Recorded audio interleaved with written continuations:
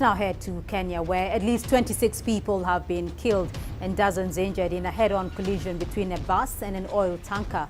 The accident took place on the highway between Nairobi and Mombasa. Police said the bus, which was heading to Mombasa, had been overtaking several vehicles at once when it collided with the oncoming tanker. People were waving goodbyes to their families, and we were just there waiting for the bus to come.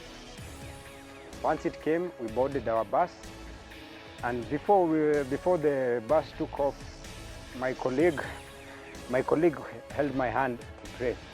But as usual, men holding hands together is not a norm to us, and I hesitated for once. But later on, I agreed.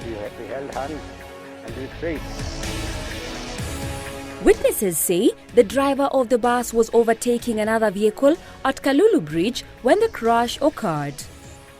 Tukapatana head on, na hapo ndio gari ikaanza kuroll.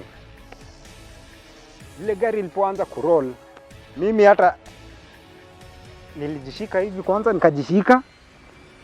Sasa kwa ile harakati mimi nimejishika, people are screaming in the car. Ndizo nimejishika, unasikia vitu zinapita. Unasikia vitu zinakupita, machuma, glass, unasikia na watu ndio wamepiga nduru. Ndio tunaswerve, all this time tunaswerve. On the left side imetokana mimi kuangalia upande nyingine, naona mimi naona the skies. I'm totally confused. I don't know where my colleague. A bus headed to Mombasa collided head-on with a truck that was coming from the coastal city at Kambu area of Makindu, Makueni County. Kidogo I had my colleague calling out my name. Ananiambia Jeff. Kamuinua tukatoka.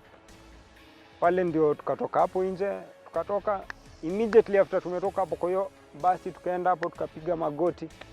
Ndio hapo ndio nikakumbuka, just before the journey my colleague had told me we pray. And this time round, I'm the one who told him, hey, tuende pale, tukapiga magoti and we prayed.